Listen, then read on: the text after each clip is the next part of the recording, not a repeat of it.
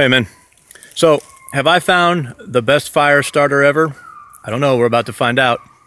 But you all know what fatwood is, or at least you probably know what fatwood is. Let me show it to you real quick if you don't. That's fatwood. It's what happens when a pine tree is killed or wounded in the winter. When the sap is down, I hope you could see that. I'm self-shooting, I'm sorry, it's always a mistake. You usually find it on old fence posts. You can buy it in Walmart too in boxes. It's what that stuff you see in Walmart is what it really is. So every time I find it in the woods, I grab it and drag it out because it's great. Here's some more. It's great for starting fires. In the old days, you could get, boy, that's awful. In the old days, you could get turpentine and everything out of it. And it's kind of gold. And it only happens, like I said, when you damage a pine tree, or if a pine tree dies in the winter when the sap is down. That's my understanding. Please forgive the bad lighting here for just a second. I've also got, if you pay attention to pallets, you'll find a lot of it on pallets.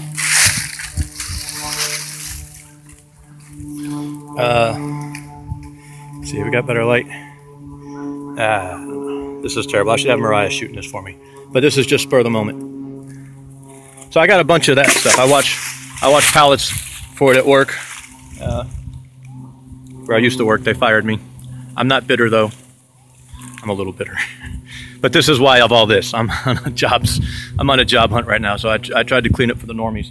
But I used to get a lot of this fatwood from work. It would be on pallets like this. Because you can't use it for residential, lumber type stuff because it's really, really flammable. So yesterday, and I'm gonna try to get in a better light here situation, I was taking some of that lumber. Let me get a piece that has the fatwood in it, and I was cutting it up to use in the house. This stuff's great for lighting fires. It'll ruin you. You'll never light fires the real way again once you've used fatwood. And my light is terrible now. Let me see. And I got to noticing, let's see.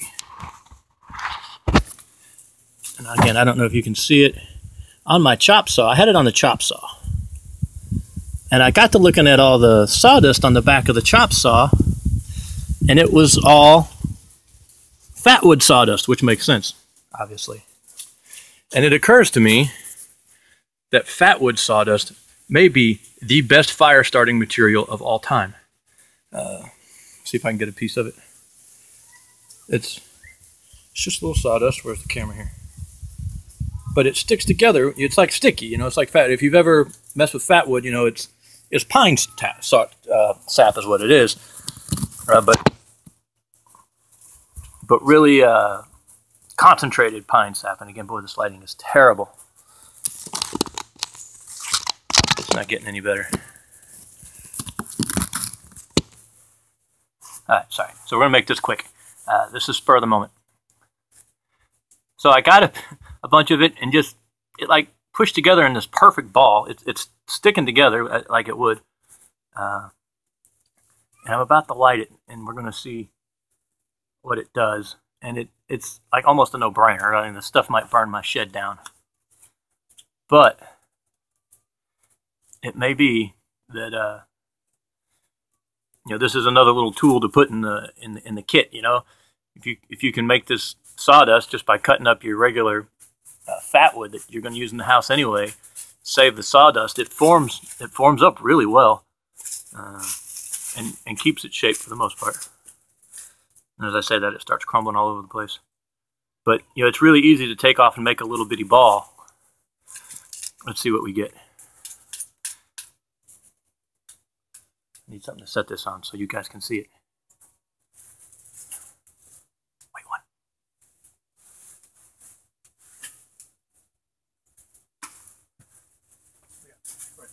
You can say. All right, here we go.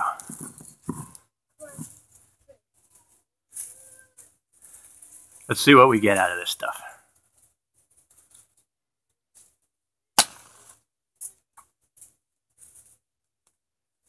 Oh yeah, there you go. Just like that. So, fatwood, I'm trying to think what else people call it. Sometimes they call it sapwood. I've always called it fatwood. Some people call it lighter wood. Look at that. That was just one little balled up bunch of sawdust. Stuff stores forever. It probably sheds water pretty good because it's some kind of grease or oil. You know, it's what they use to get turpentine and they used to use it for fence posts and railroad pole or telephone poles and railroad ties. Hey, baby. But there you go. That little bit right there, that would be all the tinder you need if you've got enough of small stuff. You know, cut up. You know, you got your little twigs and stuff. That's going to start your fire. I just cut up not that much the other night, and this is just the sawdust I found on the saw afterwards. You wouldn't have to cut a whole lot of stuff to get enough sawdust. I mean, what, there's probably 5, 6, maybe 7 fires in there, maybe 10 if you're careful. Totally natural. Look at that, still going. That's pretty good stuff, and light. Here's the deal. Really light and compact, and you can shape it, so you can put it in anything you wanted to carry it. I am really excited about this stuff. I think some of this is going to go in my Minuteman loadout. I think this is going to be my my starter tinder from now on. And again, it's just the sawdust that was left over from me putting it on the chop saw and cutting it up to use in the house to start fires. We appreciate you, man. Thank you.